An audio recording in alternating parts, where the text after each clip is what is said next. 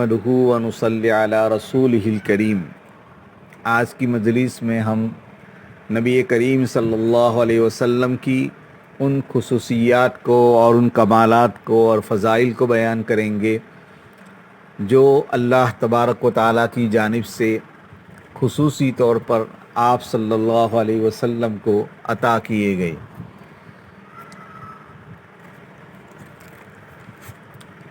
صحیحین کی روایت میں حضرت جابر رضی اللہ عنہ فرماتے ہیں کہ نبی کریم صلی اللہ علیہ وسلم نے یہ ارشاد فرمایا، اوتیت خمسا لم یؤتہن احد من قبلی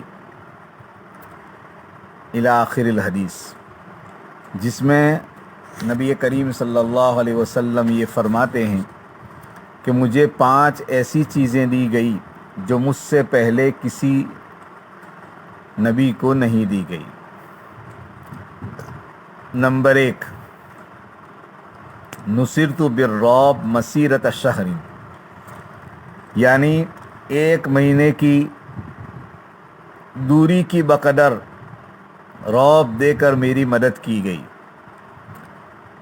1 مہینے کی مسافت سے دشمن پر میرا رعب طاری ہو جاتا ہے۔ نمبر 2، ساری زمین کو میرے لیے مسجد اور پاکیزگی کا ذریعہ بنا دی گئی، جو جہاں چاہے نماز پڑھ سکتا ہے۔ نمبر 3، احلت لی الغنائم، غنیمت کا مال میرے لیے حلال کر دیا گیا، جو پہلے کسی کے لیے حلال نہیں تھا۔ نمبر 4، مجھے شفاعت کا حق دیا گیا، اوتیت الشفاعہ، مجھے شفاعت کا حق دیا گیا۔ نمبر 5،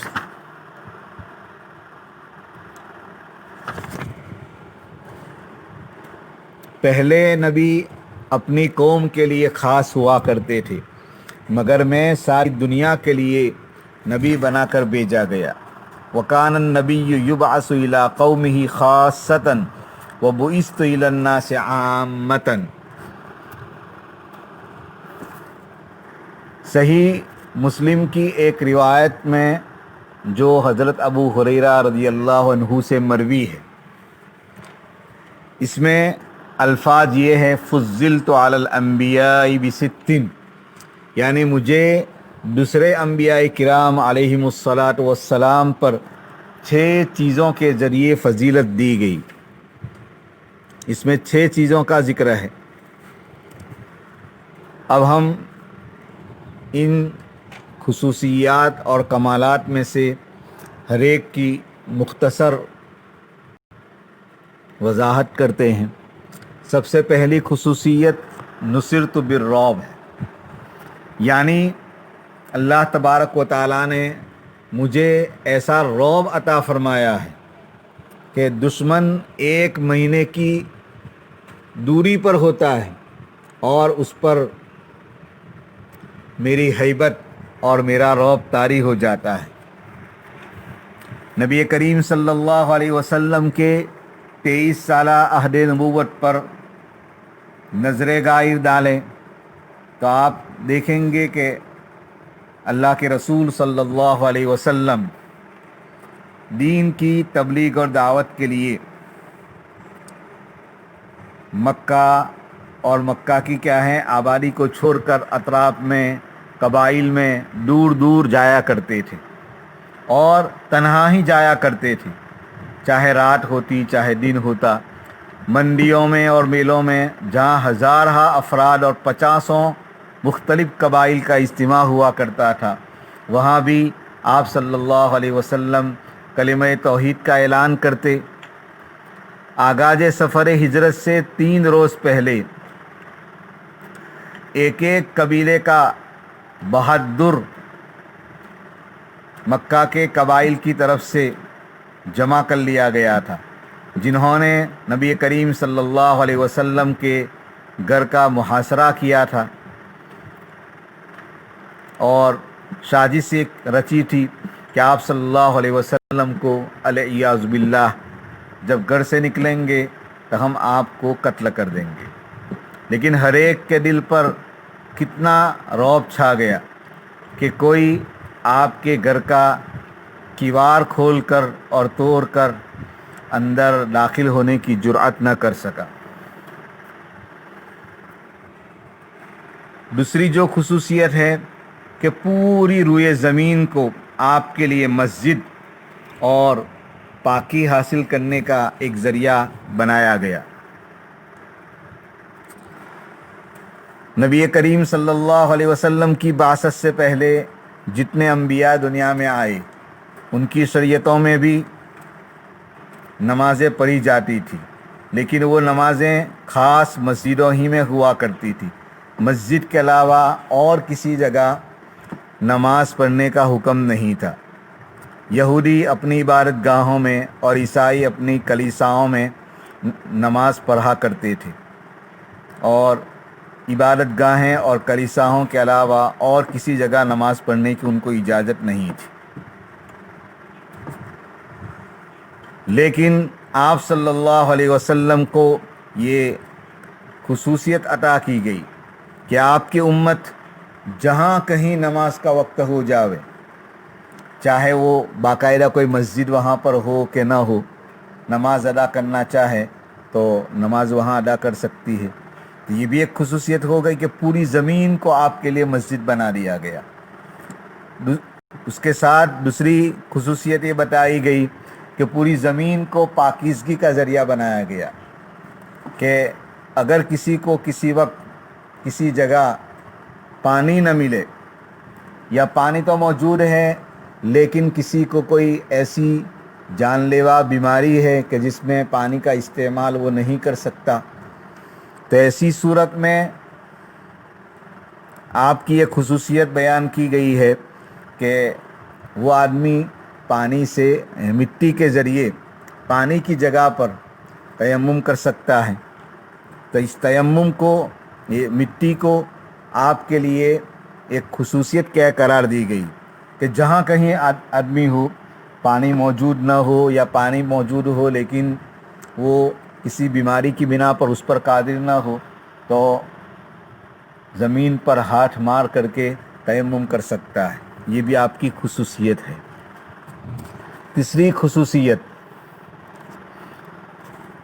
وَأُحِلَّتْ لِيَ الْغَنَائِمُ، یعنی مال غنیمت کو میرے لیے حلال کیا گیا.